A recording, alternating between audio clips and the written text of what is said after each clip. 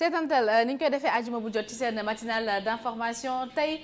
ñuy dalal imam Birame Pouye oustaz Taib Socé di waxtaanee lu am solo Papa Alioune Sarr tey ñuy waxtaanee ci mariage ak li nga xamante ne moo di can yi. mën nañu wax tey c'est un Ndiaye moi je suis l'intrus dans si plateau bi parce que ñu ngi waxtaanee li nga xam ne mooy mariage. Avec un célibataire moo tax tey dinaa sonal ñoom ñu nekk ci biir ñi ci dalal imam Birame Pouye imam Taib Socé ce binôme de rêve d'ailleurs Mbessi Mapé on ne sait pas sur le terrain de jeu mais sur le terrain de l'islam sont les meilleurs du moment imam Birame Pouye ñu ngi lay dalal ci Tok Tok Sénégal. jërëjëf fay sëñ Pape Alioune di nuyu soxna Aïcha di leen ziar di nuyu sama oustaz Taib Socé amaat kontaan matale ñëwaat fii ci setantal ñuy waxtaan lu am solo muy sëy c'est vrai comme passe ni nga ko waxee fekkante ne les mariés ñoo fi ne kon amul sens je pense que le fait que tu n'es pas l'intrus tu es le concerné d'ailleurs je pense que c'est voilà la bonne lecture.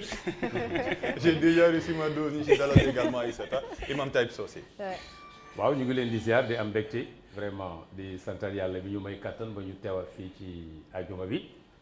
di nuyu oustaz wala imam Birame Pouye Pape Malick ak soxna Aïcha di am mbégte lool ci thème bii ngeen xam ne tey moom ngeen teg ndax dafa mel ni gars yi dañoo xaw a arrière te waruñuy arrière toujours man boo xoolee samay waxtaan dama leen di faral di tooñ ngir lan di leen soññ pour ñu jëm ci maanaam léegi pour ñu mën a jëm ci loolu. waxoon nga ñu fi célibataire wóoru mu dugg àjjana. yaa ngi ko waxoon voilà gis nga loolu yëpp Aïssata tey. voilà tey alors tey moom yow la. imam Birame Pouye tey ñuy waxtaanee li nga xamante ne dafa am solo. dernièrement également mu secoué sax li nga xam ne moo di réseaux sociaux yi ak benn débat bu juddu woon jëm ci wàllum dépense yu metti yi ñuy def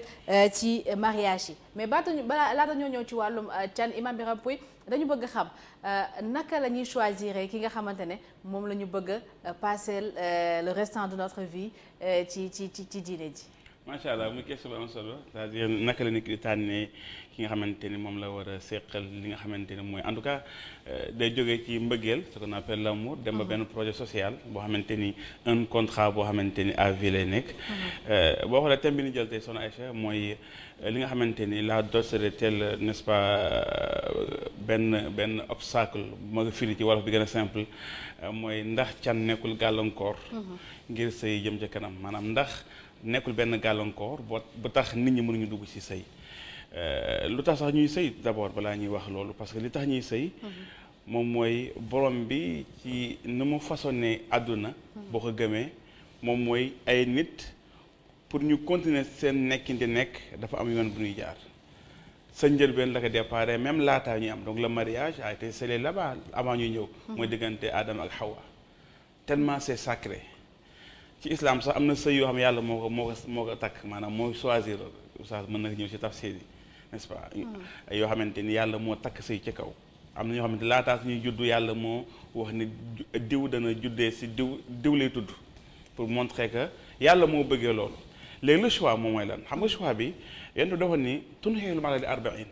maanaam daanu takk jigéen si ñeenti critères yi li maaliha pour son argent n'est-ce pas parce que dafa am alal li xasabiya par sa parenté maanaam ci askan bu mu bokk da ngay am na ñoo xam dañu bëgg bokk ci askan bu rëy soxna seen bëgg a tàgg n'est-ce pas li diiniha par sa piété sa religion waaye bi ñu xoolee bi ñu cité kaat yi moo xam taaram la par sa beauté am na ñoo xamante ni jigéen bu rafet dañ ko bëgg jigéen bokk ci askan jigéen moom alal islam mën a fas par bi zaati diin te defal yadaak yow ñi ngi la tànnaloo borom diine boo ko defulee mën nga dëkkee di réccu kon xoolal 4 critères yi mooy beauté mooy taar wala alal wala askan ñu ne tànnal borom diine ji nekkul ni ñeneen ñett yi da nga ko éliminer non maanaam borom diine ji seet si yi maanaam boo mënee am jigéen bu am diine ba pare moom mu bokk ci askan bu baax am alal rafet moo gën parce que yéen boo xam ne benn xalis mooy bu ngeen dee takk na ngeen takk seen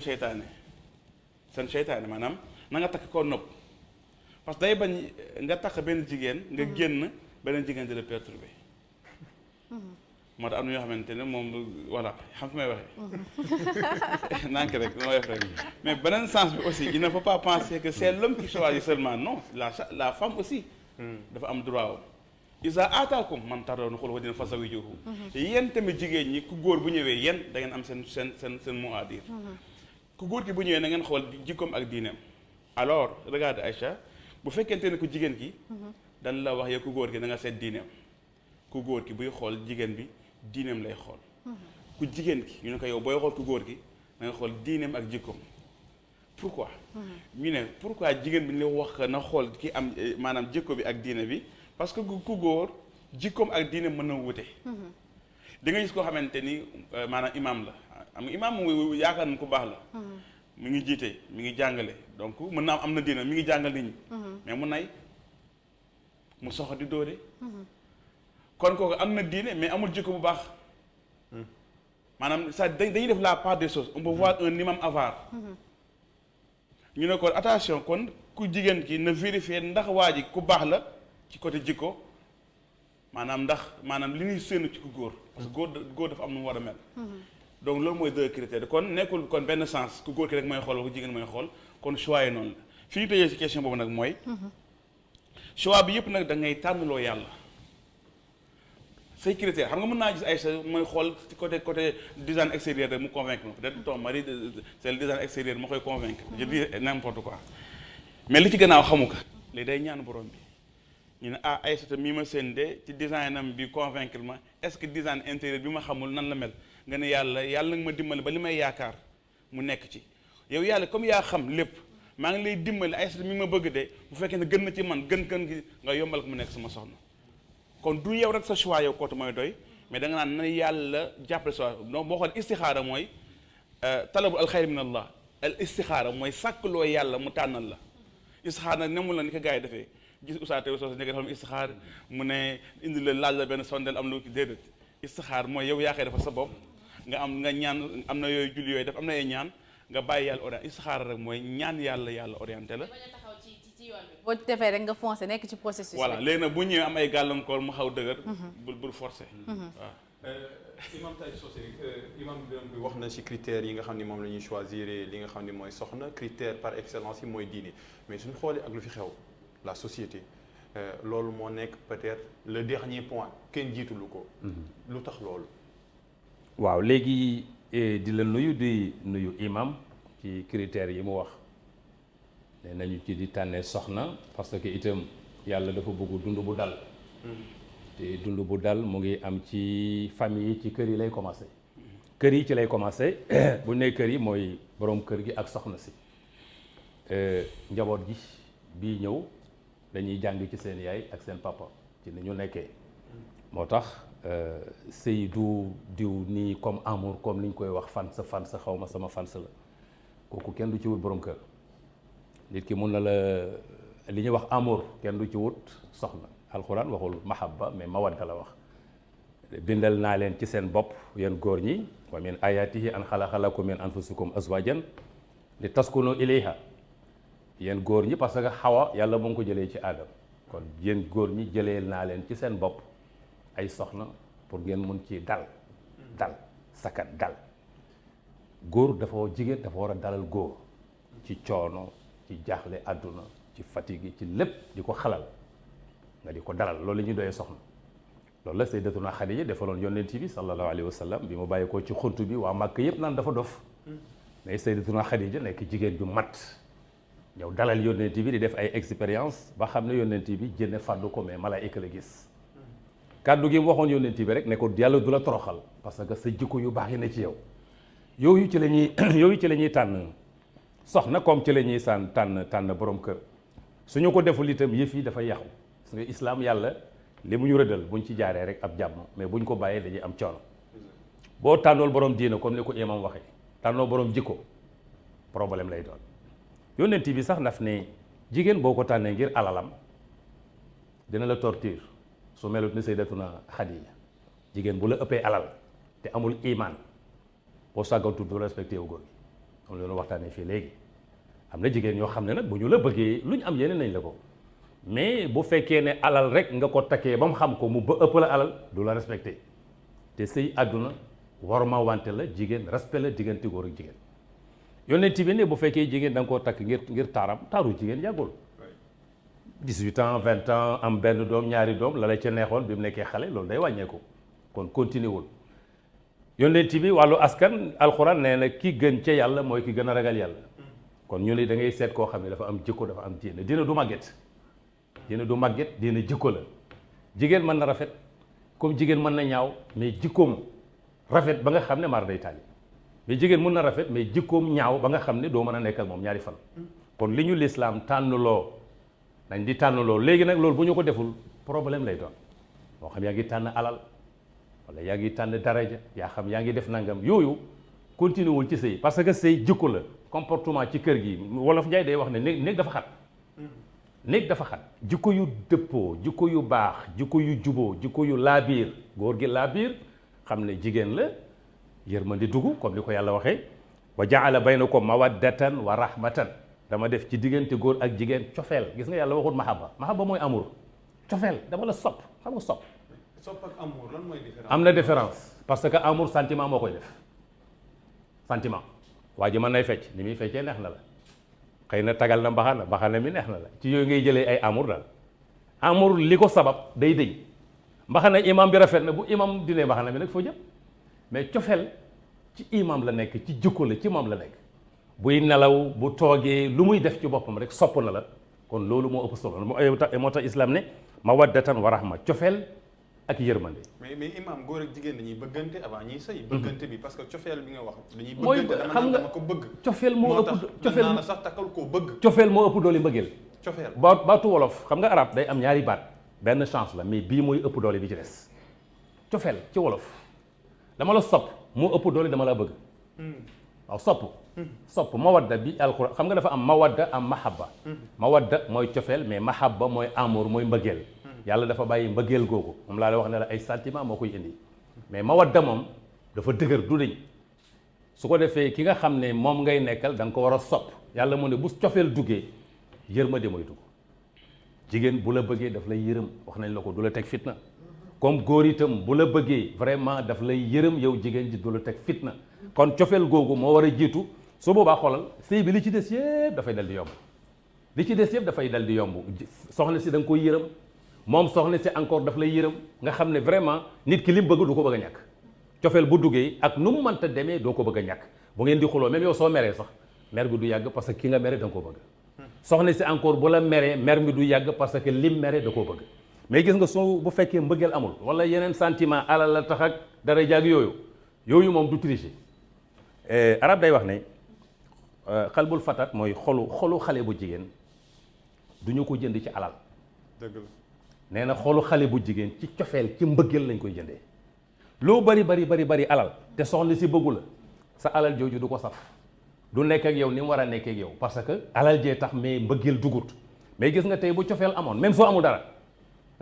sa nekk ak moom dafay yomb parce que daf laa sopp kon ma yaakaar ne itam nañ di teg ci cofeel ak yërmande te bañ di teg ci ay matériel ak yi demee noonu yooyu bu ñu ko defee rek sëy du yàgg dafay indi ay jafe-jafe. Imam Birame Pouye xam naa oustaz moom il faut me relancer ko ci mbëggeel gi parce que dafa am lu may dégg ñu koy waxal jigéen ñi lu bari su ma laajee imam ba pare nga tontu ma ci muy dañu naan jigéen du bëgg day miin mais Imam Birame Pouye li tax ñu sumb waxtaan bi tey mooy wàllum can alors dama bëggoon nga wax ñu lan mooy la valeur religieuse et matérielle de la dot lan mooy valeur am ci diine nan la war a toolu ak lan moo ko tax a jóg. dëgg la parce que boo xoolee loolu moo ñu gën a tax a jóg tey ñu war a wax parce que dañu wax ni can yi est-ce que nekkul gàllankoor ngir sëy du antu bi ñu seetloo Sénégal na nekk waaye itam ñu ngi ci àdduna bi di seetlu boo xoolee islam moom lenn la da koy jox li nga xamante ne mooy cëram wala statut d'abord mariage lan mooy statut ci islam statut mooy jaamu yàlla la maanaam mariage jaamu yàlla la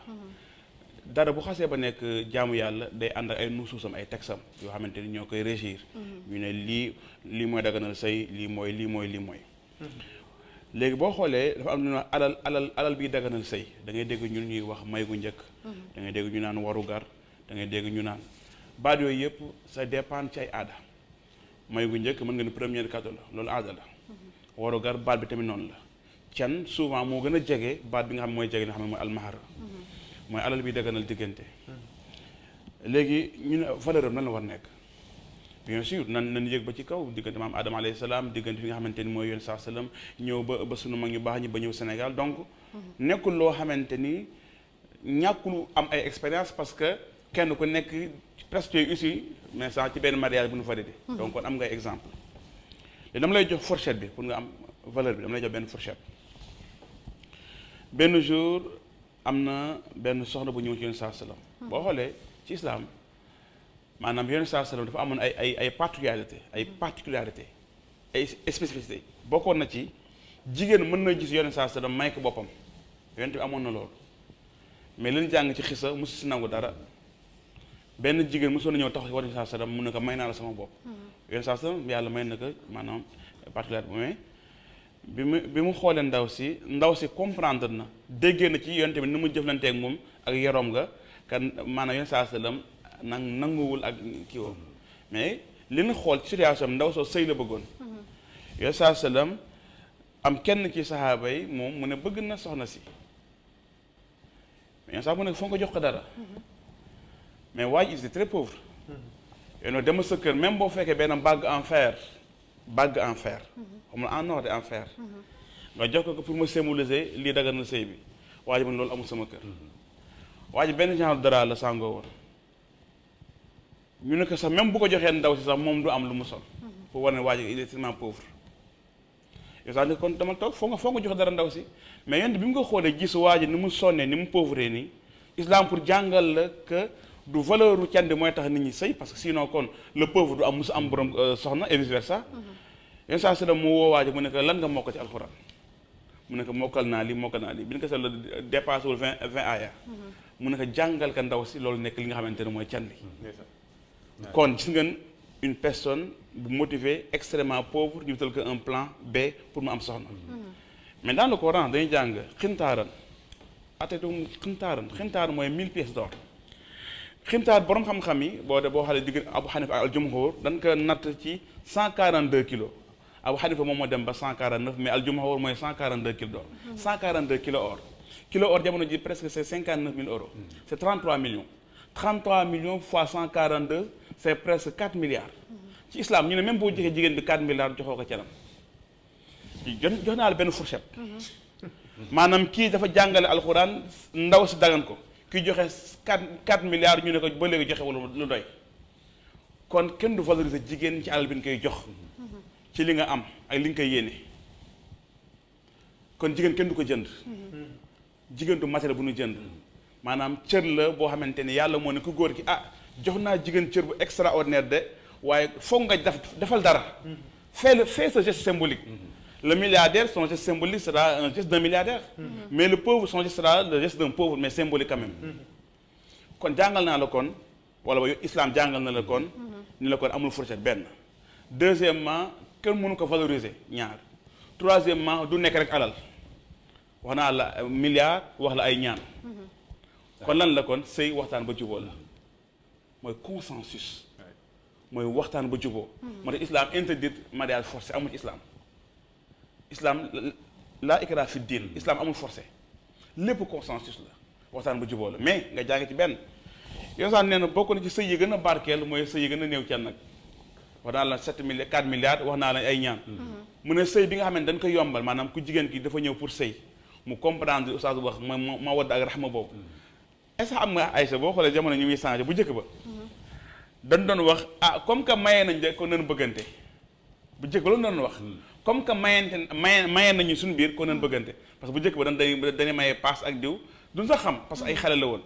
ñu ne comme que mayee nañu kon nañ bëggante loolu moo amoon ay temps yu njëkk yi mujj gi affaire bi changé comme que bëggante nañu nanu sëy li xam ne moo am comme que bëggante ni lu tax ñuy sëy déggoo ma de autant mariage moo doon jiitu ñi lijjanti amour bi parce que mag ñi ñoo doon gérer loolu dañuy xool kii fee la bokk baax na famille bi baax na nan leen boole ñoom ñu ne comme que suñu parents yi boole noonu nañu jéem a bëggante ndax sëy nañ ba pare mujj gi jamono ji changé passe day gis benn laxasam ñu bëggante mu ne comme bëggante na nanu sëy léegi c'est le contraire passe day gis laxasam mun nga comme que bëggante nañ léegi kay lu tax ñuy sëy parce que lépp li passe bëgg mi ngi am ci laxas bi ñoom Serigne Saliou dem nga xamante ni dañuy lépp nañuy def di sangoo ki defi yëf kooku xam nga kooku du sëy parce que am na lépp xale célibataire yi ñoom naas good fine moo tax ñuy yàgg ci célibat bi parce que namuñu dara voilà ils sont à jour voilà namuñu benn marié ils sont à jour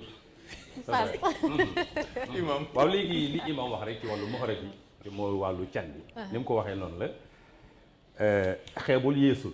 maanaam xeebul xeebul yéemul islam daf na xeebul yéemul yonent bi ay soxnaam yi mu takkal boppam joxut leen lu am valeur ndeysaan yonent bi doomam yi mu may yëpp amul kenn kum ci laaj dara dëgg la Ali ibn Abi Talib bi mu koy may Fatimatu qitaatun minni mooy sama genn wàll ndeysaan bi mu koy jox Aliyin ci benn deru gëlëm pas mat la mais deru gëlëm ci la ko recevoir kon xam nga kooku du alal deru gëlëm ci la ko recevoir comme ni mu ko waxee sëy bi gën a barkeel mooy sëy bi gën a yomb cat xam nga mu xalaat comme sëy yi Omar ibn al-Khattab aaya bi mu jàng léegi Omar ibn al-Khattab deuxième xalifa yonent yi moom moo sa xutba dëgg la di interdit sëy yu seer yi bu ko kenn defati am benn jigéen bu ko jàngal benn aaya wa ataytum ihdahunna qintaaran fala taaxuzu minhu shay'an yàlla dafa teral jigéen ne bu ngeen joxee benn jigéen qintaar comme ni mu ko wax lu maanaam valeur boobu yàlla mu ne bu leen ci jël dara bàyyee leen ko parce que jigéen ji can bu cher bi joxu ko valeur can bu ñàkk cher bi manqué wu ko valeur c'est ça kon nga bàyyi xel ne can bi nga koy jox du valoriser si jigéen Oui. mais loo ko mënta jox rek taranga la makruma la Taranga. boo gisee islam di wax loolu bu njëkk ci avant l'islam da ngay takk jigéen doo ko jox can dëgg la su waxee nga ne ko noonu su ma faatoo yaa may doon boo faatoo maa lay doon kon jarul can da ngay ñëw rek ngeen associé mais doo ko jox dara islam nag bëgg teral jigéen parce que alquran wax nañu wa aatu nisa astaduqatihinna nihlatan jigéen ñi bu ngeen leen di takk na ngeen leen jox seen can mu nekk loo xam ne droit la ci moom droit la ci femme bi mais alquran nee na même bu fekkee ne mën nañ ko tudd mën na nekk valeur man la jox naa la sama portable mu ngi nii muy portable ñu jox la ko mais su fekkee du portable mais dama ko war a jëndi ti ñëwagul wala imam war ma koy may mën naa la koy dig du tere mën na cee takk sëy bi islam mu ne bu fekkee ne dañ ne portable bi 2 millions lay jar wala iPhone nan nga waxoon léegi iPhone 12 muy jar ay 900 000 ma ne la non léegi cher na da nga may jëndal boo xam ne 900 maanaam léegi 900 000 yaa ngi nii mën naa la ci jëndal iPhone 12 900 000 mais soxna si cofeel ak bëggante mënu la non léegi jëlal 500 000 yi nga jëndal la boo xam ne 400 000 francs lay doon kon can gi mën nga ko jox mën nga koo may ba pare soxna si jëlaat ci déggoo mayaat la ko encore yow itam c'est ça moo tax mu ne maanaam wa aatu nisaa saduqaahunna nihlatan fa in tibna lakum an shay'in minhu nafsan fa kuluhu hani'an mari'an man nay wax ne 1 million laa la jox ma yëkkati 1 million jox la nga jël 800 000 mayaat ma ko alquran mu ne su boobaa jëlal kon nga xam ne kon du valeur bi mais diggante bi consensus bi imam wax bëggante bi ak consensus bi tax na góor gi moo war a joxe parce que góor mooy joxe can